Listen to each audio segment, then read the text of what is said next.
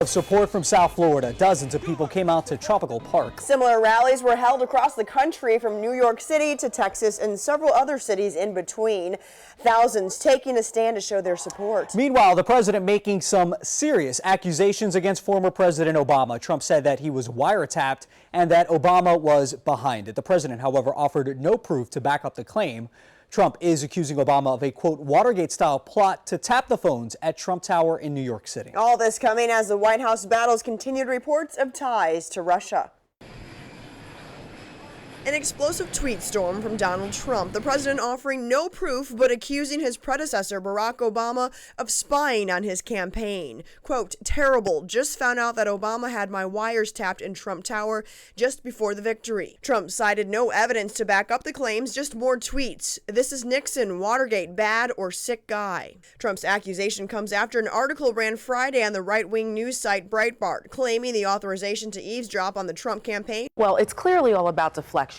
Now the president is throwing this out here to get us to start talking about this instead of paying attention to what's really going on with their contacts with Russia. President Obama's spokesperson firing back, saying neither President Obama nor any White House official ever ordered surveillance on any U.S. citizen. Any suggestion otherwise is simply false. The statement does not address whether any independent Justice Department investigations may have authorized surveillance. Republican Senator Lindsey Graham addressing the tweets during a town hall. It's my job as a United States Senator to get to the bottom of this. The president has been trying to change the subject, but Russia continues to dominate headlines, most recently with Attorney General Jeff Sessions, who during confirmation testimony denied that he met with Russians during the campaign, but now admits that that wasn't the whole truth. Retrospect, if I should have slowed down and said, but I did meet one Russian official a couple of times, that would be the ambassador. This is now the fourth person with the Trump campaign that has these questionable contacts and wasn't completely forthright about it. Sessions will provide amended testimony on Russia in writing this Monday. Democratic lawmakers are calling for new hearings.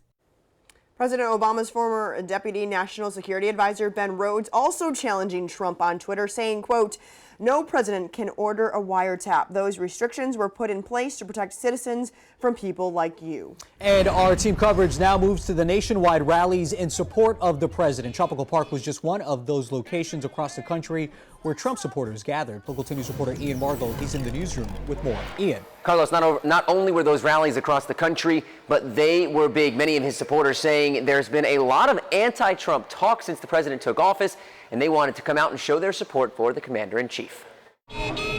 In Miami, Mr. Trump, Washington, D.C., New York City, and other cities around the country. Even rain couldn't stop this crowd from Austin, Texas from coming out. The president's biggest supporters out in force on Saturday to show they still back Donald Trump. Trump is my president, no matter what. He's my president. He's my president. At Tropical Park in Miami, supporters showed up with signs and flags, and people in cars honked in support as they drove by. Trump, Trump, Trump, Trump, Trump.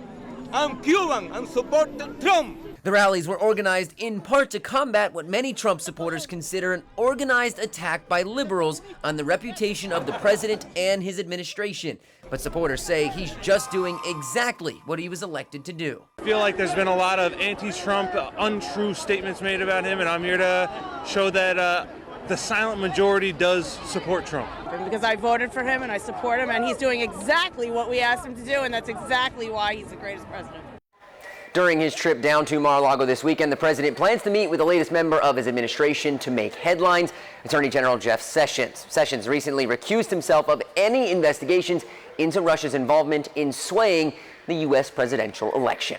Live in the newsroom, Ian Margold, Local 10 News. Ian, thank you.